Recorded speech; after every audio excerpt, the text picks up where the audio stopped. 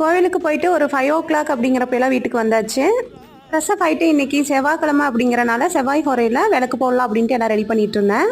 வெள்ளிக்கிழமையில எப்படி சுக்கர ஹோரை வருதோ அதே மாதிரி செவ்வாய்க்கிழமையில அதே டைமிங் தான். ஏதாவது ஒன்றை மட்டும் நம்ம ஞாபகம் வச்சுக்கலாம். செவ்வாய் ஹோரை அப்படிங்கிறது காலையில் 6 to 7, மதியானம் 1 to 2, நைட்டு 8 to 9 டைமிங் தான் சுக்கர உரைக்கும். இதில் உங்களுக்கு எந்த டைம் சூட்டபிள் ஆகுதோ அந்த டயத்தில் விளக்கு போட்டுக்கலாம். செவ்வாய்க்கிழமையில வெத்தலை தீபம் போடுறப்போ நம்ம வேணுங்கிற வேண்டுதல் அப்படியே நடக்கும். இன்னைக்கு வெற்றிகரமாக வெத்தலை தீபம் போட்டு முடிச்சாச்சு. இன்னைக்கு சுவாமிக்கு நெய்வேத்தியமாக கரும் சக்கரையும் பொட்டுக்கலையும் தான் வந்து வச்சுருந்தேன். தீபம் தூபம் எல்லாம் வந்து காமிச்சாச்சு. எப்பவுமே வெற்றிலை தீபம் போடுறப்ப நெய் தீபம் போடுற மாதிரி பார்த்துக்கோங்க. இப்போ வீடு ஃபுல்லாக சாம்பிராணி புகையை வந்து காமிச்சு விட்றலாம். வீட்டுக்குள்ளே இருக்க நெகட்டிவ் வைப்ரேஷன் ஃபுல்லாக வந்து அந்த சாம்பிராணி புகையெல்லாம் வந்து அப்சர்வ் பண்ணிடும்.